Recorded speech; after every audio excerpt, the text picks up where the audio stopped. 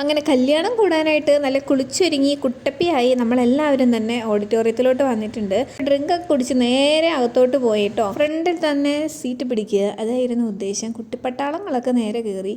ചെക്കനും പെണ്ണും ആ സ്റ്റേജിലില്ലല്ലോ എന്ന് കണ്ട് അവരങ്ങോട്ട് കയറി അർമാദിക്കുന്നുണ്ട്.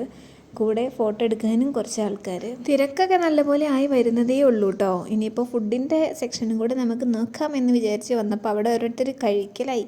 എന്നാൽ പിന്നെ ഇരുന്നേക്കാം, ഇനിയിപ്പോൾ നല്ല തിരക്കാണെന്നുണ്ടെങ്കിൽ എങ്ങാനും തീർന്നായാലോ. അങ്ങനെ ഫുഡൊക്കെ അടിച്ച് നമ്മൾ നേരെ റെസ്റ്റ് എടുക്കാൻ വേണ്ടി ഒന്ന് വന്നിട്ടുണ്ടായിരുന്നു. മന്തി ഉണ്ടായിരുന്നു, അതുപോലെ തന്നെ ബീഫ് ബിരിയാണി ഉണ്ടായിരുന്നു കേട്ടോ. അടിപൊളിയായിരുന്നു. അടുത്ത പരിപാടി എന്ന് പറഞ്ഞു കഴിഞ്ഞാൽ നേരെ പെണ്ണിൻ്റെ വീട്ടിലോട്ട് പോകാമെന്നുള്ളതാണ്. അതും ഒരു ഓഡിറ്റോറിയത്തിൽ വെച്ച് തന്നെയായിരുന്നേ പരിപാടിയും കാര്യങ്ങളൊക്കെ. അങ്ങനെ വിട്ടടിച്ച് പോവുകയാണ്. ഇവിടെയാണ് കേട്ടോ പരിപാടിയൊക്കെ നടക്കുന്നത്. ഇവിടെ നിക്കാഹൊക്കെ ഓൾറെഡി കഴിഞ്ഞതാണ്, അതുകൊണ്ട് ഇതൊരു ചെറിയൊരു പരിപാടിയാണ് ഇവിടെ ഇപ്പോൾ നടക്കുന്നത്. അവിടെ ചെന്ന പാടതെ വീണ്ടും ഫുഡിലോട്ട്. അങ്ങനെ കുറച്ചൊക്കെ എന്തൊക്കെയോ ഒന്ന് വാരി വലിച്ച് കഴിച്ചു എന്ന് വേണം പറയാൻ വേണ്ടിയിട്ട്.